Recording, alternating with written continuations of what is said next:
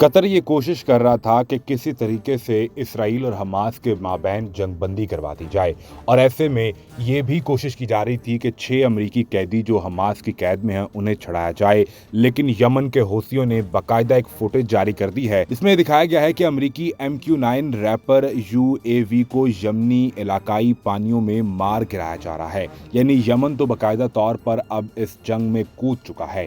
साथ ही साथ ईरान ने भी खतरे की घंटी बजा दी है।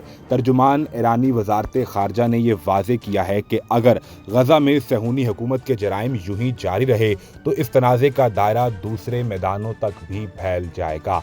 सवाल ये पैदा होता है कि ये पैगाम किसको दिया जा रहा है और कहां पर दिया जा रहा है। अगर ईरान के इस पैगाम को देखा जाए तो आने वाले दिनों में मिस्र से भी गजा के अंदर जो मुसलमानों पर बमबारी की जा रही है वहां से इमदाद पहुंचाने की भी इजाज़त ना दी गई तो फिर इसराइल को मजीद कई ममालिक की जानिब से इस जंग में उनका सामना करना पड़ेगा।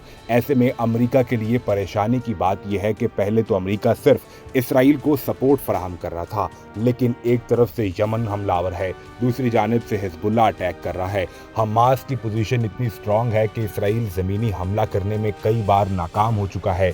दूसरी जानिब ईरान भी अपना महाज खोले हुए बैठा है और ईरान ने तो बहुत अरसा पहले ये वाजे कर दिया था कि ना तो हम अमरीकी हमलों से डरते हैं और ना ही हम अमरीका पर हमला करने से डरते हैं, लिहाजा हमें मत धमकाया जाए। तुर्किया के सदर रजब तैयब एर्दोगान भी वाजे कर चुके कि हम इसराइल से नहीं डरते। ये तमाम महाज अगर एक ही दफ़ा में खुलते हैं और हर तरफ से हमला हो जाता है तो अमरीका अपनी पूरी नेटो फोर्स लेकर भी यहाँ बैठ जाए तब भी वो इसराइल को नहीं बचा पाएगा। यही वजह है कि फौरी तौर पर अमेरिका ने कतर से रब्ता किया और कतर में मौजूद हमास की लीडरशिप जिसमें इस्माइल हानिया मौजूद हैं उनसे मिन्नत समाजत की गई कि जंगबंदी करवाई जाए। इब्तदाई तौर पर यह जंगबंदी तो 3 रोज़ के लिए करने पर जोर दिया जा रहा था, लेकिन इसके साथ साथ अब एक बड़ा मसला ये है कि 3 रोज़ के बाद अगर इसराइल की जानिब से कोई कार्रवाई करते हुए पहल की गई तो फिर दोबारा किसी को भी जंगबंदी के लिए मनाना इंतहाई मुश्किल हो जाएगा। ऐसे में गजा में जो इमदादी कार्रवाइयां और इमदादी सामान पहुंचाना है इसके जरिए भी इसराइल ने ट्रकों में अपने फौजियों को भेजने की कोशिश की तो ये भी जल्दी पर तेल का काम कर सकता है। लिहाजा इस सारी सूरत हाल में इसराइल इस वक्त चारों तरफ से घेरा जा चुका है।